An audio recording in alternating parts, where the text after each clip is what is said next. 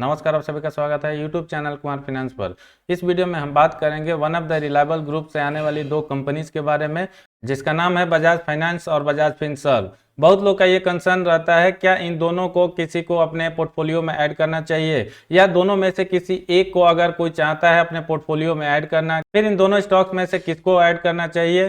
Present time हो या future का प्रोस्पेक्ट हो, इन दोनों कंपनीज के फेवर में क्या चीजें जा रही है और इनका क्या ड्रॉबैक है। क्या ये स्टॉक्स वन टाइम इन्वेस्टमेंट के लिए अच्छा है, या इनमें एसआईपी के थ्रू भी इन्वेस्ट करके अच्छा रिटर्न पाया जा सकता है। इन दोनों कंपनीज के बारे में एक लेटेस्ट न्यूज भी है, उसको भी हम देखेंगे। क्या करंट प्राइस लेवल पर इन दोनों शेयर को या इनमें से किसी एक शेयर को बाय किया जा सकता है फ्यूचर में अच्छे रिटर्न के लिए, ये पूरा डिटेल हम इस वीडियो में छोटे से स्टॉक एनालिसिस और कंपैरेटिव स्टेटमेंट के माध्यम से जाने। उसके पहले मैं कहना चाहूंगा, अगर आपको इस चैनल का कंटेंट पसंद आता है और अब तक आपने इस चैनल को सब्सक्राइब नहीं किया है तो चैनल को सब्सक्राइब करने के बारे में जरूर सोचिएगा।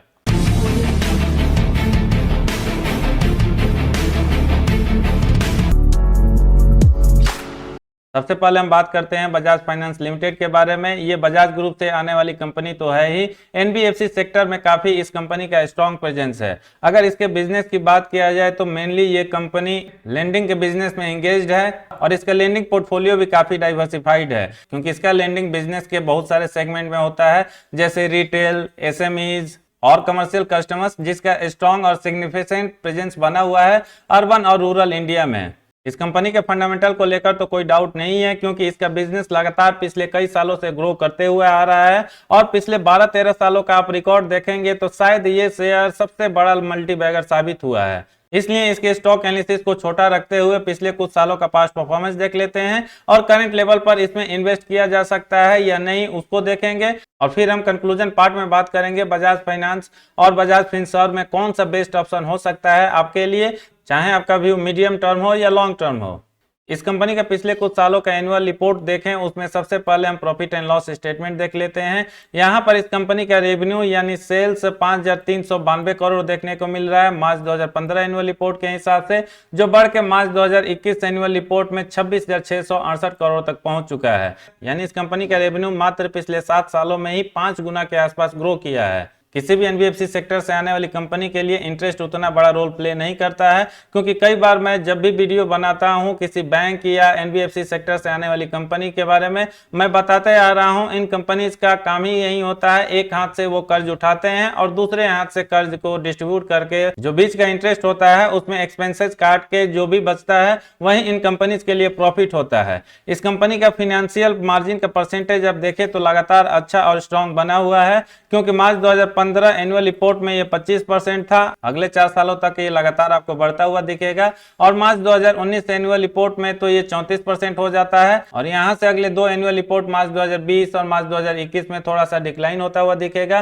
क्योंकि ये वही पीरियड है जब कोरोना की वजह से बिजनेसेस डैमेज रहे और ये कंपनी भी उससे अछूती नहीं रही, जिसकी वजह से इसके फाइनेंशियल मार्जिन परसेंटेज पर इंपैक्ट पड़ता है। फिर भी इसका जो लेटेस्ट एनुअल रिपोर्ट आया था वहां पर ये आपको 24% दिखेगा, और इसका कंपैरिजन बैंकिंग सेक्टर से आने वाली किसी भी बैंक से करके आप देखें या एनबीएफसी सेक्टर से आने वाली किसी कंपनी से करके देखें, ये भी काफी स्ट्रॉन्ग और अच्छा बना हुआ है। नेट प्रॉफिट इस कंपनी का पिछले 7 सालों में 898 करोड़ से बढ़ के 4420 करोड़ तक पहुंचा है। यहां पर भी ऑलमोस्ट आपको 5x का ग्रोथ होता हुआ दिखेगा, जो इसके सेल्स यानी रेवेन्यू के लाइन में ही है। अर्निंग पर शेयर इस कंपनी का 17.90 से बढ़ के 73.35 तक पहुंचा है। यह कंपनी कोई खास डिविडेंड नहीं देती है, इसलिए डिविडेंड पे आउट का परसेंटेज लगातार आपको पिछले 7 सालों से लो ही नजर आएगा। बजाज फाइनेंस के पिछले कुछ सालों का ओवरऑल परफॉर्मेंस हम परसेंटेज वाइज देखें, इस कंपनी का कंपाउंडेड सेल्स ग्रोथ पिछले 1 साल में पुअर माना जा सकता है, क्योंकि मात्र ये 1% रहा है। और जैसा कि हम सभी जानते हैं, कोरोना की वजह से जिस तरह से पिछला फाइनेंशियल ईयर डैमेज रहा, उसका नुकसान इस कंपनी को भी भुगतना पड़ा। पिछले 3 सालों में इसका कंपाउंडेड सेल्स ग्रोथ 28% होता है, जबकि 5 सालों में ये 30% रहता है। यानी इस कंपनी का ओवरऑल कंपाउंडेड सेल्स ग्रोथ भी काफी स्ट्रॉन्ग और अच्छा बना हुआ है 3 सालों से लेके 5 सालों तक। ये 1 साल का परफॉर्मेंस जो आपको काफी खराब दिख रहा है, आने वाले टाइम में निश्चित ही यहाँ पर भी आपको इंप्रूवमेंट होता हुआ दिखेगा, और एक बार फिर से ये कंपनी अपने सेल्स ग्रोथ को 25 या 30% के रेंज में लेकर जरूर आएगी। कंपाउंडेड प्रॉफिट ग्रोथ भी पिछले 1 साल में 16% डिक्लाइन हुआ है, बाकी 3 साल का परफॉर्मेंस के हिसाब से ये 21% रहता है और 5 साल के परफॉर्मेंस के हिसाब से ये 28% रहता है। स्टॉक प्राइस सीएजीआर में तो इस कंपनी का कुछ कहना ही नहीं है, क्योंकि इसका बिजनेस भले ही पिछले एक साल में बहुत ज्यादा डैमेज रहा, बावजूद इसके इसके शेयर प्राइस में 148% का सीएजीआर होता है। 3 साल में 41%, 5 साल में 49% और 10 साल में 58% रहता है। रिटर्न ऑन इक्विटी भी इस सेक्टर के हिसाब से काफी अच्छा बना हुआ है। पिछले एक साल में जरूर यहां पर भी आपको थोड़ा सा इंपैक्ट नजर आएगा और ये 13% रहता है। बाकी 3 साल का परफॉर्मेंस हो या 5 साल का परफॉर्मेंस हो, ये अच्छा और 17 से लेकर 18% के रेंज में बना हुआ है। शेयर होल्डिंग पैटर्न इसका काफी मजबूत आपको नजर आएगा, क्योंकि प्रोमोटर्स की होल्डिंग जून 2018 में 55.14% था, जो बढ़ के मार्च 2021 क्वार्टर रिजल्ट के हिसाब से 56.12% हो जाता है। यानी प्रोमोटर्स ने पिछले 2.5-3 सालों में अपने स्टेक को बढ़ाया ही है, जो इस कंपनी के लिए अच्छा साइन है। एफआईज की होल्डिंग भी आपको यहाँ पर बढ़ती हुई दिखेगी और ये 20% से बढ़ के 24% तक पहुंच जाता है। डीआईज की भी होल्डिंग मामूली रूप से बढ़ती है और ये 8.80% से बढ़ के 9.08% होता है। पब्लिक की होल्डिंग यहाँ पर जरूर थोड़ा सा कम होता हुआ दिखेगा और ये 15.64% से घट के 10.57% तक पहुंचा है। बजाज फाइनेंस लिमिटेड का इन्वेस्टमेंट चेकलिस्ट देखें तो इंट्रिंसिक वैल्यू और डिविडेंड रिटर्न्स रेड जोन में नजर आएगा। हालांकि मेरे हिसाब से ये दोनों ही पैरामीटर कोई बड़ा इशू नहीं रहता है, क्योंकि जब कंपनी का शेयर ग्रोथ में अगर आपको अच्छा रिटर्न मिल रहा होता है, डिविडेंड रिटर्न्स वहां पर कोई खास मायने नहीं रखता है। बाकी returns first FD rates, entry point, ESM GSM का कोई इशू नहीं है। ये तीनों पैरामीटर आपको ग्रीन जोन में नजर आएगा, जो सबसे ज्यादा इंपॉर्टेंट होता है किसी भी इन्वेस्टर्स के लिए। ये कंपनी निफ्टी 50 से आती है, जिसकी वजह से लार्ज कैप से तो होना ही है और करंट टाइम में मार्केट कैप 3,48,576 करोड़ का है। फिलहाल इस कंपनी के अगेंस्ट में एकमात्र चीज जो मेरे हिसाब से निकल कर आ रही है, इसका पीई रेशियो, क्योंकि ये करीब 79 है, जबकि सेक्टर पी 31.56 है। इस स्टॉक के बारे में एक इंटरेस्टिंग पार्ट मैं यहाँ पर दिखाना चाहूंगा। पिछले 5 साल में इसके शेयर प्राइस में 629.31% का तो बहुत जबरदस्त ग्रोथ होता ही है। अगर आप पिछले 5 साल से इसमें एसआईपी के माध्यम से भी इन्वेस्ट किए रहते, आपको 174% के आसपास जबरदस्त रिटर्न मिल गया रहता। यानी ये कंपनी ना सिर्फ वन टाइम इन्वेस्टमेंट के लिए अच्छा है, बल्कि अगर कोई इसमें एसआईपी भी करना चाहे, उसको भी अच्छा रिटर्न ये कंपनी देती रहेगी। इसलिए मैं कहना चाहूंगा, अगर कोई सैलरीड पर्सन है या उसका इनकम पर मंथ के हिसाब से आता है, इस शेयर को एसआईपी के लिए भी कंसीडर कर सकता है। और अगर आपके पास बहुत ज्यादा फंड अवेलेबल है, वन टाइम इन्वेस्टमेंट के लिए भी ये स्टॉक बहुत अच्छा है। अगर इसके प्रोस्पेक्ट की बात किया जाए, मेरे हिसाब से इसका फ्यूचर काफी शानदार रहने वाला है, क्योंकि करंट टाइम में जो इस कंपनी का बिजनेस है, इसके अलावा भी कुछ ऐसे प्लान्स आने वाले फ्यूचर में इंप्लीमेंट होने वाले हैं, जो इस कंपनी के लिए न सिर्फ अच्छा रहने वाला है, बल्कि जो भी इसके शेयर होल्डर होंगे उससे काफी लाभान्वित हो सकते हैं। क्योंकि कुछ पॉजिटिव न्यूज जो इस कंपनी के बारे में निकल कर आ रहा है, ये अपना पेमेंट बैंक स्टार्ट करने वाली है, जैसे गूगल पे, पेटीएम या फोन पे। इस सेगमेंट में भी इस कंपनी ने प्लान किया है आने वाले फ्यूचर में एंट्री करने के लिए। इसके अलावा भी कुछ रूमर्स निकल कर आ रहा है, हो सकता है फ्यूचर में बजाज ग्रुप बैंकिंग सेक्टर में एंट्री करे, और बजाज ग्रुप बैंकिंग सेक्टर में अगर एंट्री करता है, बजाज फाइनेंस लिमिटेड के नाम से ही सारे बैंक स्टार्ट होंगे। और जब ये कंपनी ई वैलेट पेमेंट बैंकिंग या बैंकिंग सेक्टर में आती है, न सिर्फ इसका बिजनेस एक्सपेंड होगा, बल्कि इसका सेल्स और प्रॉफिट भी बढ़ेगा, जिसका पॉजिटिव इंपैक्ट इसके शेयर प्राइस पर भी देखने को मिलेगा। ये रहा बजाज फाइनेंस लिमिटेड के बारे में ब्रीफ डिटेल। आगे बढ़ते हुए अब हम बजाज फिनसर्व के बारे में जान लेते हैं और फाइनली फिर समझेंगे इन दोनों में से कौन सा बेस्ट ऑप्शन हो सकता है अच्छे रिटर्न के लिए। बजाज फिनसर्व लिमिटेड को बजाज फाइनेंस का पेरेंट कंपनी माना जा सकता है, क्योंकि इस कंपनी का बजाज फाइनेंस में बहुत बड़ा स्टेक है।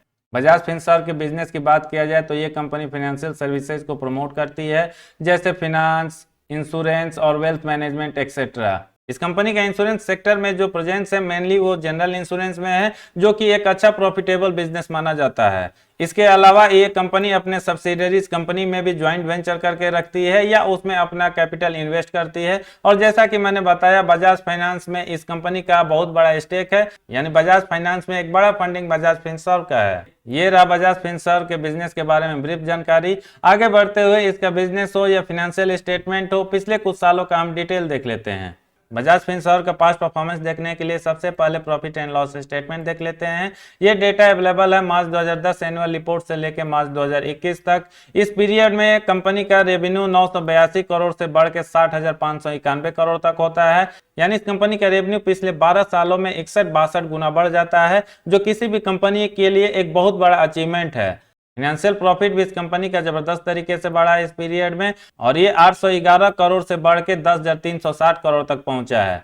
फाइनेंशियल मार्जिन का परसेंटेज आपको जरूर थोड़ा सा डिक्लाइन करता हुआ दिखेगा। मार्च 2010 हो, मार्च 2011 हो, यहाँ पर आपको 83% या 62% के आसपास होता हुआ दिखेगा, लेकिन लेटेस्ट कुछ एनुअल रिपोर्ट के हिसाब से कम होकर ये 20%, 16% और लास्ट एनुअल रिपोर्ट के हिसाब से 17% तक हो जाता है। इसके फाइनेंशियल मार्जिन परसेंटेज में इतना बड़ा डिक्लाइन का सिंपल सा रीजन है, मार्केट में जैसे जैसे कंपटीशन बढ़ते जा रहा है, हर कंपनी को कम्पीट करने के लिए अपने प्रॉफिट मार्जिन को कम ही करना पड़ेगा, जिसकी वजह से इसका फाइनेंशियल मार्जिन का परसेंटेज आपको डिटोरिएट होता हुआ दिखेगा। हालांकि जो अभी 16% या 17% के रेंज में बना हुआ है, ये भी काफी स्ट्रांग है अगर इसके पीयर से आप कंपैरिजन करके देखेंगे तो। नेट प्रॉफिट इस कंपनी का 559 करोड़ से बढ़ के 4,470 करोड़ तक पहुंचा है इस पीरियड में, जो इसके सेल्स या रेवेन्यू से काफी कम है। और ये ऑब्वियस सी बात है, जैसा कि मैंने बताया, मार्केट में बहुत ज्यादा कंपटीशन होने की वजह से आपको अपना प्रॉफिट मार्जिन ही कम करना पड़ेगा, जो इसके नेट प्रॉफिट पर असर करता हुआ दिख रहा है। अर्निंग पर शेयर इसका 35.12 से बढ़ के 280.92 तक पहुंचा है। डिविडेंड पे आउट के मामले में ये कंपनी भी काफी कमजोरी नजर आती है, इसलिए पिछले 12-13 सालों में कभी भी आपको ये कंपनी अच्छा डिविडेंड देती हुई नहीं नजर आएगी। ओवरऑल इस कंपनी के परफॉर्मेंस को देखें तो कंपाउंडेड सेल्स ग्रोथ पिछले 1 साल में 11% रहता है, 3 साल में 23%, 5 साल में 24% और 10 साल में 38%। कंपाउंडेड प्रॉफिट ग्रोथ इसका पिछले 1 साल में 33% हुआ है, जो कि अच्छा संकेत माना जा सकता है, क्योंकि इसके कंपाउंडेड सेल्स ग्रोथ 11% के कंपैरिजन में ये 3 गुना बढ़ता है।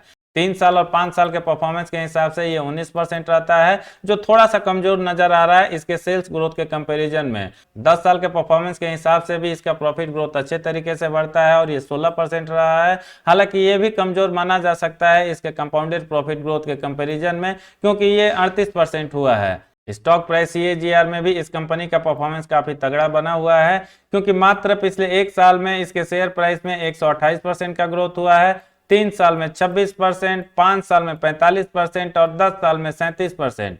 रिटर्न ऑन इक्विटी इस कंपनी का इसके सेगमेंट और सेक्टर के हिसाब से अच्छा बना हुआ है। पिछले 1 साल और 3 साल में ये 13% रहा है, जबकि 5 साल और 10 साल में ये 14% से लेकर 15% के रेंज में बना हुआ है।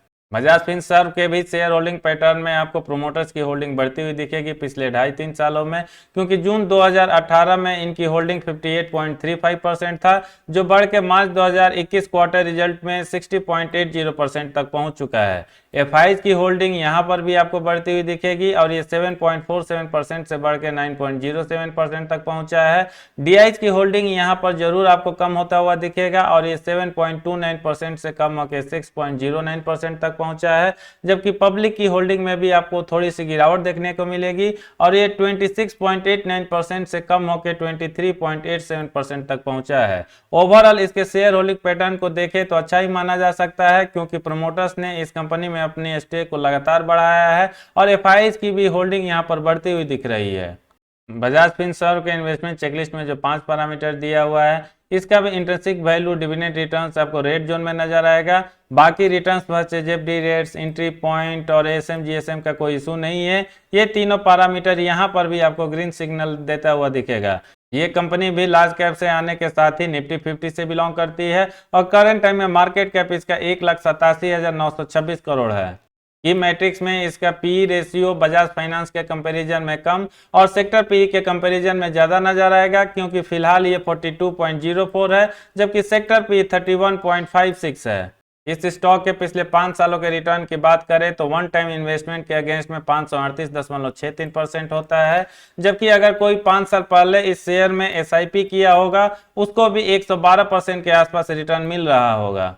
फिलहाल हम बजाज फिनसर्व शेयर के बारे में बात करें तो जरूर इसका प्राइस थोड़ा सा आपको ज्यादा नजर आएगा, क्योंकि जब से ये शेयर मार्केट में आया है कभी भी ये शेयर ना तो अपने इन्वेस्टर को बोनस दिया है और ना ही कभी इसको स्प्लिट किया गया, जिसकी वजह से इसका शेयर प्राइस बढ़ता गया और वैल्यू वाइज देखेंगे तो ये थोड़ा आपको ज्यादा नजर आएगा।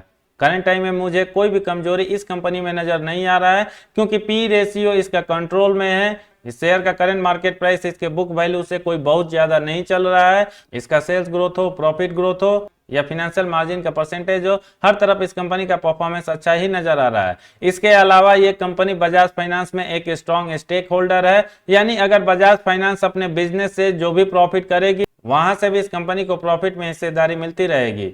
इसके अलावा कुछ और पॉजिटिव एस्पेक्ट की बात किया जाए तो मेनली ये कंपनी इंश्योरेंस सेक्टर में जनरल इंश्योरेंस का काम करती है, जो मुझे लगता है आने वाले 10 साल या 20 साल या 50 साल तक हमेशा अच्छा चलता रहेगा, क्योंकि जब तक लोग गाड़ी वगैरह खरीदते रहेंगे इस कंपनी का भी बिजनेस चलता रहेगा। इसलिए प्रोस्पेक्ट पॉइंट ऑफ व्यू से भी ये कंपनी अच्छा नजर आ रही है। फाइनली अगर हम बात करें बजाज फिनसर्व लिमिटेड और बजाज फाइनेंस लिमिटेड में कौन सा अच्छा है, मेरे हिसाब से ये दोनों ही कंपनी अच्छी है। फंडामेंटली दोनों साउंड करती है, इनका फ्यूचर प्रोस्पेक्ट भी काफी अच्छा नजर आ रहा है। इसलिए अगर आप चाहें तो इन दोनों शेयर को अपने पोर्टफोलियो में न सिर्फ वन टाइम इन्वेस्टमेंट के माध्यम से ऐड कर सकते हैं, बल्कि एसआईपी के थ्रू भी इनमें इन्वेस्ट किया जा सकता है। जरूर बजाज फाइनेंस ने बजाज फिनसर्व के कंपैरिजन में थोड़ा सा अच्छा रिटर्न दिखाया है पिछले कुछ सालों में, इसलिए बजाज फाइनेंस के पास थोड़ा सा एज है इसके कंपैरिजन में, ऐसा माना जा सकता है। अगर आप इन दोनों में से किसी एक को ही बाई करना चाहते हैं या एसआईपी करना चाहते हैं, फिर आप बजाज फाइनेंस को चूज कर सकते हैं, क्योंकि मैंने भी अपने पोर्टफोलियो में बजाज फाइनेंस को ही ऐड कर रखा है। इस वीडियो में इतना ही। ये वीडियो कैसा लगा कमेंट करके जरूर बताएं। पसंद आए तो लाइक का बटन प्रेस करके उनके साथ जरूर शेयर करें जो आपके सर्किल से इन दोनों शेयर में इन्वेस्ट करने के लिए इंटरेस्टेड है। पूरा वीडियो देखने के लिए धन्यवाद। जय हिंद।